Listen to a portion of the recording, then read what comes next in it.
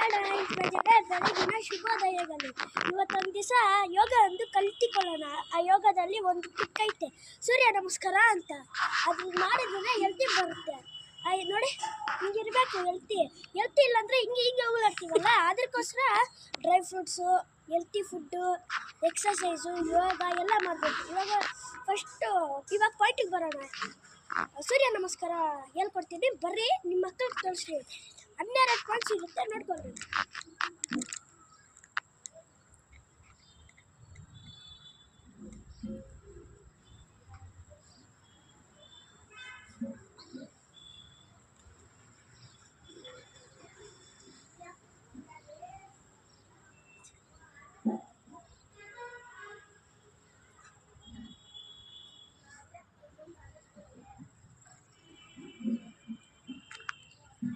Please like and subscribe ಮಾಡಿ, ನಿಮ್ಮ ಮಕ್ಕಳಿಗೆ ತೋರಿಸಿ.